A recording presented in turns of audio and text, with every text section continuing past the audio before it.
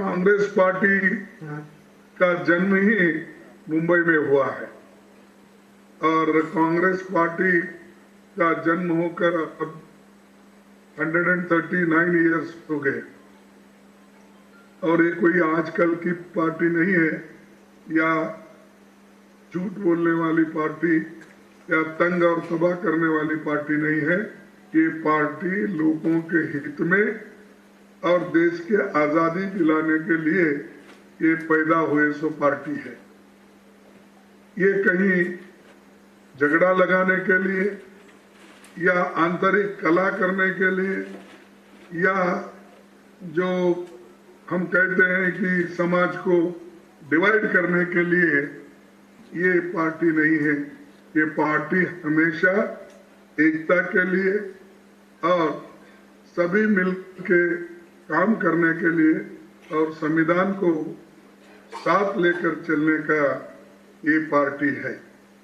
तो सभी आंदोलन मुंबई से होते हैं और मुंबई अगर हम जीत पाएंगे तो सारे देश में इसका महत्व बढ़ेगा और मुंबई एक ऐसा सिटी है और ये बॉम्बे सिटी में जो हलचल होती है पॉलिटिकली बोलिए सामाजिक न्याय देने के लिए हर चीज के लिए बॉम्बे के तरफ सारा देश देखता है।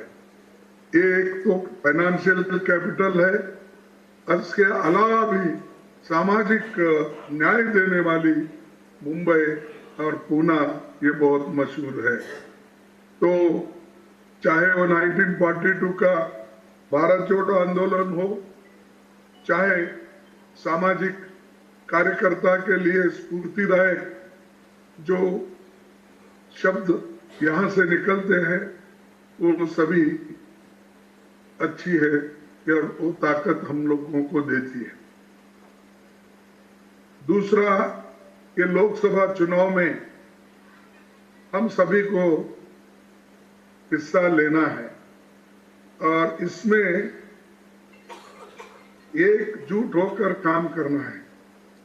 अब हमारे पास बड़ा मुश्किल हो गया है, मैं कहूँ या ना कहूँ ऐसा स्थिति है। कहूँ तो माँ मर जाए, ना कहूँ तो बाप कुत्ता खाए बोल के हमारे जो कबीर का संत कबीर का कहना था वैसा होता है। तो हमारे पास सब कुछ हमने जो कुछ दिया किसी को मिला और हमारा आज घर यहाँ से एक मैं क्या कहूँ कि जिन लोगों को सब कुछ मिलता है वो घर छोड़ के चले जाते हैं और जो लोग अभी भी मजबूती के साथ है वो कार्यकर्ता है, एमएलए है, इस पार्टी को और धरती से जुड़े हुए आप लोग नेता है। इसीलिए मैं आपका धन्यवाद करता हूं कि ये शक्ति हमको आपने जो दी है ये बहुत बड़ी शक्ति आज के दिन है। दूसरी बात, हमारे पार्टी में कई चीजें होती हैं तो उसमें बहुत से लोग जरा उधर इधर की बात करते रहते हैं, लेकिन ये पार्टी में किसी पार्टी में हम जो शरीक होते हैं या मिल जाते हैं तो पार्टी के उसूलों को देखकर हम पार्टी में ज्वाइन होते हैं।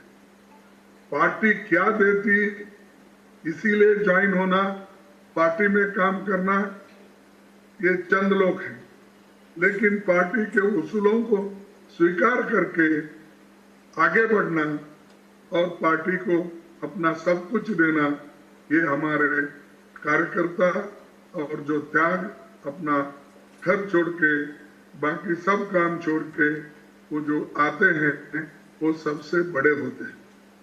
तो आज के दिन और एक हमको खुशी की बात है कि सुप्रीम सुप्रीम कोर्ट का दरवाजा खुल गया और उन्होंने ये जो चुनावी बॉन्ड है, इस चुनावी बॉन्ड को कैंसल कर दिया, क्योंकि इसमें ट्रांसपेरेंसी नहीं है और इसमें बहुत से काले धन के कंपनियां अपने पैसे दे देते हैं। सबसे ज्यादा पैसा तो बीजेपी को मिला और इतना पैसा मिला उसका कोई हम अंदाजा नहीं कर सकते। और वो आज ढोल पिटाते, नहीं हमारा कंट्रीब्यूशन इतना हुआ, हमारे मेंबर्स इतने हुए, ऐसी चीजें वो कहते हैं, लेकिन असल में वो कंपनियों के पास, कॉरपोरेट कंपनी के पास उनके काम करके और उनको फेवर करके और रूल ऑफ लॉ, जब कभी भी उनको रूल्स बदलना होता है, ये इन्हीं के कॉरपोरेट कंपनी के प्रेशर से वो रूल्स भी कहीं बदलते हैं, जो व्यापारियों को और खास करके बड़े बड़े कॉरपोरेट कंपनी को फायदा हो। तो आज सुप्रीम कोर्ट ने जो हमको एक न्याय दिया है, ये सबके लिए अच्छा है। ये एक लेवल प्लेइंग ग्राउंड है हमारे लिए, तो हम इसका स्वागत भी करते हैं और हम आगे चल कर ये देखेंगे कितने हद तक मोदी जी इसको निभाते हैं या फिर आर्म ट्विस्टिंग करते हैं, मुझे उसका अभी अंदाजा नहीं लगता। मैं परसों पार्लियामेंट में मिला था कि हमारे जो स्पीकर की चाय होती है उस वक्त वो मिले थे। तब मैंने मोदी जी को बोला, भाई कितने लोगों को आप ले रहे हैं ये तो बोलो। एक तरफ देवेगौड़ा तुम्हारे पास आ रहा है, दूसरे मिनिस्टर्स, एक्स चीफ मिनिस्टर्स तुम्हारे गोद में आ गए हैं, कितना आपको कितना खाने के बाद हजम होता है ये तो बोलिए। ऐसा मैं उनको पूछा। तब हमारे चेयरमैन धनखड़ साहब थे, मैं था, जयराम रमेश थे, उन्हीं के पास मैंने उन्हीं के साथ में बैठ के क्वेश्चन किया। तो वो बोलते लोग आने को तैयार है, मैं क्या करूं। मैं बोला कि आपके पास प्रेशराइज करने के टैक्टिक्स है, इसीलिए आप सबको डरा डरा के काम कर रहे हैं। नहीं करके जी, ये तो लोग खुद ब खुद आना चाहते हैं हमारा काम देख कर, ऐसा उन्होंने कहा। ठीक है, तो उनका तो एक तरफ है, लेकिन जाने वाले लोग, खासकर जो बड़े नेता है, उनको मेरा यही प्रश्न है, भाई सभी कार्यकर्ताओं ने, सभी एमएलए ने, सभी वोटर्स ने त्याग और अपना खून पसीना बहा के आपको जब एक बड़ा लीडर बनाते हैं, तो बड़ा लीडर अगर भाग जाता है तो मैं कहूँगा ये तो एक कावर्डिस एक्ट है। ये ऐसा हमको डरना नहीं है। अगर डरे तो हम मरे, अगर डर के लड़े तो जीएंगे। आज ना कल हमारी जीत जरूर होगी, उसके लिए आप लोग तैयार है, ये मेरा विश्वास है और आप पहले से भी काम करते हुए आ रहे हैं। दूसरी चीज हमारी एक स्टैंड है, कांग्रेस ने एमएसपी की लीगल गारंटी की बात हमने परसों छत्तीसगढ़ में मैं और राहुल गांधी जी ने डिक्लेयर किया। ये पहला गारंटी है और ये पहले गारंटी में हमने फाइनेंशियल एडवाइजर्स को और दूसरे हमारे जो इकोनॉमिस्ट है उनके साथ बातचीत करने के बाद इस नतीजे पे आए कि एमएसपी लीगल गारंटी जितने चीज है हम डिक्लेयर करते उतने चीजों पे हम दे सकेंगे, और सारे चीजों के लिए हम नहीं कह सकते, लेकिन जो हम वायदा करते हैं, जो एमएसपी का दर हम करते हैं, चाहे वो पल्सेस पे हो, चाहे वो वीट पे हो, चाहे वो किसी और चीज पे हो। तो इसीलिए उसको एक लीगल गारंटी की बात हमने की है। ये बात आप भी कर सकते हो। और राहुल गांधी जी के जो भारत जोड़ो न्याय यात्रा, मैं परसों ही औरंगाबाद में था, सॉरी कल औरंगाबाद में था। औरंगाबाद बोले तो बिहार का औरंगाबाद, वहां पर था। वहां पर ये बात उठ गई, उसको भी हमने वहां क्लैरिफाई करके दिया।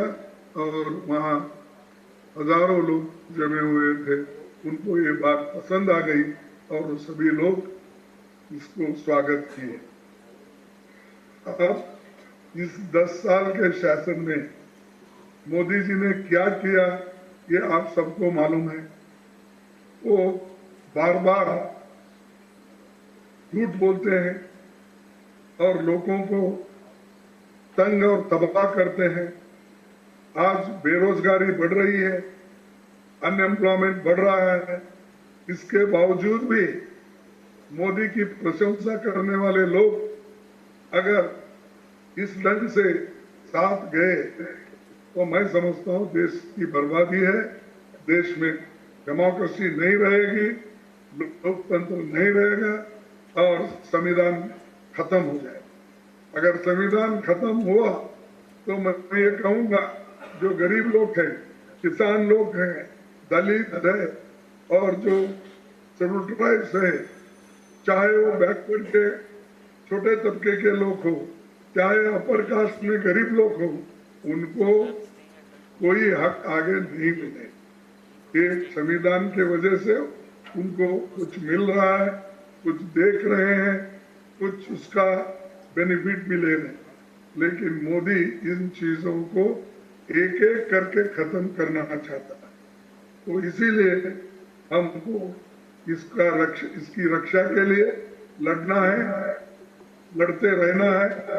और सभी लोग आप जो वहां बैठे हैं, ये लोगों को मैं यही कहूंगा कि जो गारंटी हम दे रहे हैं, उसके अलावा 2004 से लेकर 14 तक हमारी यूपीए गवर्नमेंट थी, उसमें हमने जो गारंटीड काम किया, मनरेगा का हो, फूड सिक्योरिटी का हो, इंफॉर्मेशन राइट ऑफ इंफॉर्मेशन हो, या हमारे स्कूल का हो, ये सब हमने किया। मुझे खुशी है कि आज जो सुप्रीम कोर्ट का जजमेंट आया है वो राइट टू इंफॉर्मेशन के आधार पर ही आया है।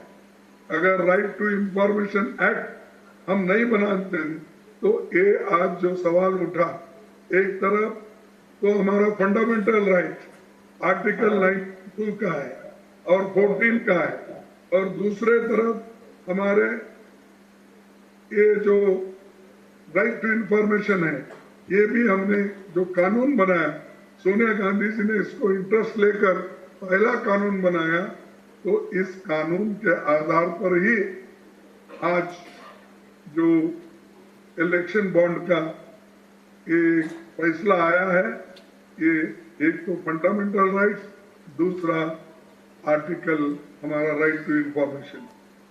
तो दोस्तों, जो भी हम काम करते हैं देश के हित में, सार्वजनिक हित में हम काम करते हैं।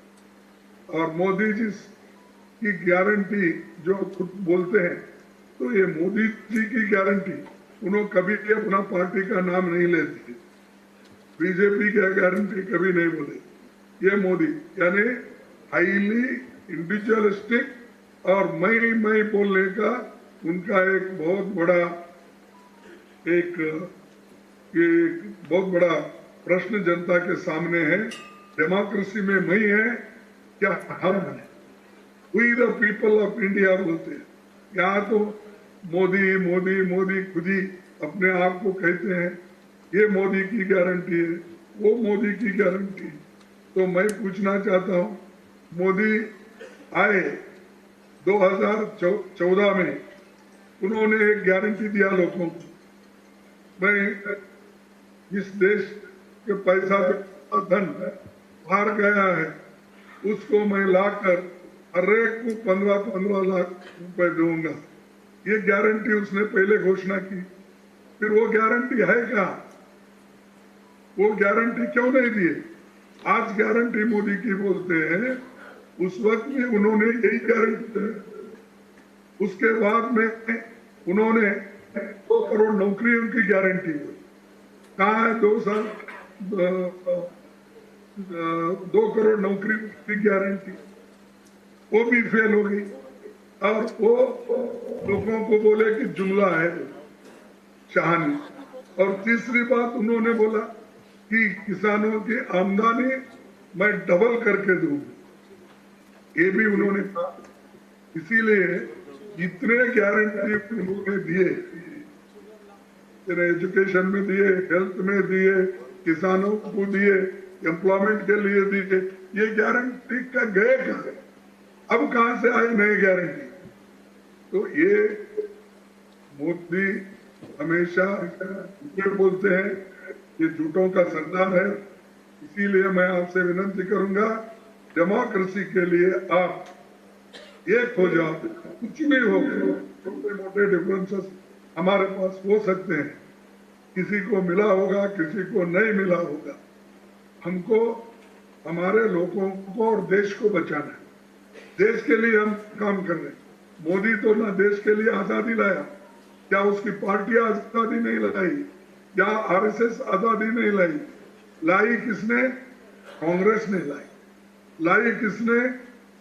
महात्मा गांधी जी ने लाया, पंडित जवाहरलाल नेहरू जी ने लाया, सरदार वल्लभ भाई पटेल ने लाया, ऐसे अब्दुल कलाम आजाद ने लाया, लोकमान्य तिलक जैसे लोग कांग्रेस पार्टी से जुड़े हुए। ये कौन?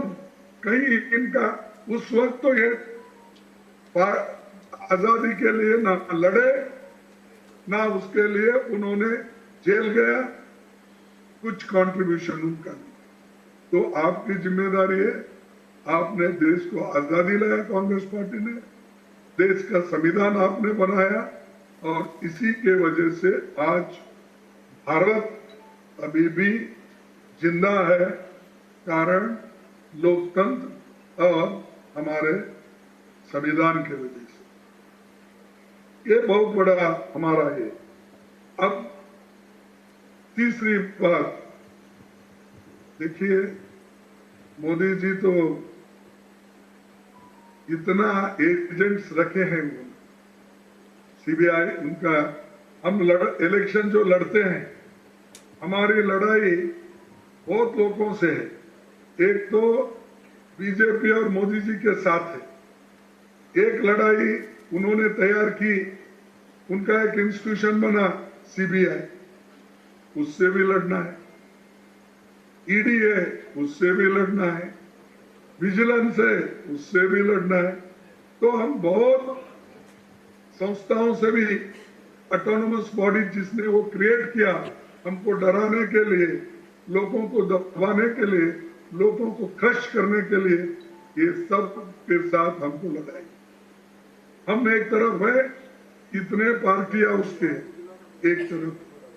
तो इसीलिए हमको ये सोचना चाहिए कि हमारा जो राइट्स है, फंडामेंटल राइट्स है, एजुकेशन का, forest rights, land acquisition act, ये जो हमने बनाया है, इसके साथ ही साथ इसको देश को एक रखने के लिए हम जो काम कर, राहुल जी जो कर रहे हैं, राहुल जी की एक यात्रा तो कन्याकुमारी से कश्मीर तक चली, और दूसरी यात्रा जो भारत जोड़ो हाइब्रिड यात्रा है, इसके लिए हम कहेंगे कि जो बस और पैदल दोनों है इसमें। ये तो मणिपुर से, मैं वहां गया था मणिपुर में, मणिपुर से चल के अब तक वो चल रहे हैं, और चलते चलते अब कल या परसों फिर अब यूपी में वो जाएंगे। फिर मैं यूपी को भी जा रहा हूँ, वहां पर अमेठी में भी कार्यक्रम है। तो मैं आपसे निवेदन करूंगा, आप डरो मत, क्योंकि ये सवाल आपके फ्यूचर जनरेशन को सेव करने का है। अच्छा जोश है उसको जिंदा रखना। और एक आप याद रखना चाहिए, सबसे ज्यादा फायदा संविधान से और डेमोक्रेसी से अगर किसको हो गया, वो गरीबों को, दलितों को, पिछड़ों को और महिलाओं को। महिलाओं को पहले वोट का अधिकार नहीं था इंडिपेंडेंस से पहले, या हमारे लोग जो धर्म का नाम लेके बहुत बात करते हैं, उन्होंने भी महिलाओं के खिलाफ थे, महिलाओं को वोटिंग के पावर नहीं देते थे। अगर वोटिंग पावर अगर मिली है, एक वोट को एक कीमत, सबको बराबर, गरीब से अमीर तक, पुरुष से महिला तक अगर किसी को मिला है, वो संविधान, भारतीय संविधान से मिला है। तो इसीलिए हम डॉक्टर बाबा साहब अम्बेडकर को, पंडित जवाहरलाल नेहरू जी को इसके लिए, और खास करके जो लोग कॉन्स्टिट्यूंट असेंबली में काम किए हैं, इसके लिए लड़े हैं, उनके याद में हम लोग सभी काम करना चाहिए। और इससे ज्यादा मैं कुछ नहीं बोलना चाहता हूं। एक दो शब्द और एक बोलूंगा। ये एक तो है, ये जो किसान आंदोलन चल रहा है उसके साथ तो हम हैं, क्योंकि उसीलिए तो हमने ये कहा कि एमएसपी लीगलाइज करने का गारंटी हमने कहा है। और एक बात है, गांधी जी कहा करते थे कि अपने लक्ष्यों में असीम श्रद्धा रखने वाले प्रतिबद्ध आत्मा वाले मुट्ठी भर लोग इतिहास बदल सकते हैं। अपने लक्ष्यों में असीम श्रद्धा रखने वाले प्रतिबद्ध आत्मा वाले मुट्ठी भर लोग इतिहास बदल। तो ऐसा ही कहना है कि हम कम हो गए होंगे, हमारी शक्ति घट गई होगी, फिर से उसको पुनर्जीवित करके उसको एक और शक्ति देकर के हमको आगे बढ़ना है। कांग्रेस के सिवाय इस देश में दूसरा पार्टी कोई भी काम नहीं कर सकता। ये मैं कहने के लिए आपके सामने आया हूं। और इस वोटर लिस्ट का आप बहुत बड़ा काम करना चाहिए, क्योंकि अगर आप बूथ वाइज और आप घर घर नहीं जाएंगे, डोर टू डोर कैंपेन नहीं करेंगे, आप इलेक्शन जीतेंगे नहीं। अभी आपको देखना पड़ेगा कितने नाम वोटर लिस्ट से तुम्हारे चाहने वाले, पहचाने के लोग डिलीट कर दिए हैं, और कितने वोट तुमको मिलना चाहिए, ये सब आप देखना चाहिए, जरूरी है। अगर ये नहीं हुआ तो हमको इलेक्शन में बहुत बड़ा नुकसान। और जिसको आप पोलिंग एजेंट बनाते हो वो शाम तक बैठना चाहिए, जब तक डब्बे बंद करके साइन नहीं होता, प्रिसाइडिंग ऑफिसर का साइन नहीं होता, तब तक आप लोग वहीं रख के काम करना। और सुबह सबसे पहले सबके साथ पोलिंग बूथ पे हाजिर होना चाहिए। ऐसे लोगों को ही आप चुन के वहां पर भेजिए। बहुत से बार मैं देखा हूं कि अगर आप जो इलेक्शन एजेंट बनाते हैं या अपने क्या बोल सकते हैं, बीएलए, वो बूथ लेवल एजेंट, वो इम्पोर्टेंट है। उसको अगर कोई खरीद लिए चले गया तो पूरा हमारा इलेक्शन पुट्ठा हो जाता। तो वो नेक लोगों को उसमें डालिए, अच्छे लोगों को उसमें डालिए, वही तुम्हारी सब विषय। और कुछ भी हो, इसके लिए आप लोग सुनने में नहीं करते। तेरा आदमी ये देखना नहीं, जो रियली ऑनेस्ट है, सिंसियर है, दमदार है, देख सकता है, गलतियां निकाल सकता है, वैसे आदमी को आप चुनेंगे, चुनना चाहिए। और इलेक्शन एजेंट भी वैसा ही रहना चाहिए, ये बात मैं आपसे कहूँगा। और इसमें ब्लॉक लेवल का भी काम बहुत बड़ा है, डीसीसी का बड़ा है, क्योंकि आप कहेंगे कि चलो भाई ये तो पार्लियामेंट इलेक्शन है, हमारा क्या काम है, तो दोस्तों ये बहुत बड़ा नुकसान हमको होगा। तो इसीलिए और आखिरी बात ये कह के अपनी बात को समाप्त करता हूँ। ये है बाबा साहब ने कहा था, राजनीति में रहने वालों को सामाजिक, राजनीतिक, आर्थिक और धार्मिक समस्याओं का गहन अध्ययन करना चाहिए। अध्ययन के बिना विश्व में कुछ भी साध्य नहीं है। यह अध्ययन करना जरूरी भी है, इलेक्शन के लिए देखना जरूरी है, और अच्छे वक्ताओं को चुन के, जो स्पोक्स पर्सन होते हैं, जो कोई भी, उसको हमारे उसूलों पे ट्रेनिंग देकर अपनी बात कह के छोटा एक पॉम्पलेट जो स्पीकिंग पॉइंट्स रहते हैं वो उसके हाथ में जरूर देना, देकर उसको बात करने के लिए ये सारी चीजें बताना। और सभी लीडर्स इसमें एक विश्वास रख के काम करना चाहिए। और मुझे आशा है कि हमारे लोग हमेशा महाराष्ट्र में एक रहे हैं, और सबको मैं यही कहूंगा कि बार बार बात न दोहराते हुए, तो हमको एक शक्ति मिलना, हमारे जय जयकार होना है, तो एक ही काम करना है, कुछ किए बिना ही जय जयकार नहीं होती, कुछ किए बिना ही जय जयकार नहीं होती, कोशिश करनी हूँ। ये बात मैं कह के मेरे बातों को समाप्त करता हूँ। आप सबको मेरा नमस्कार। जय हिंद।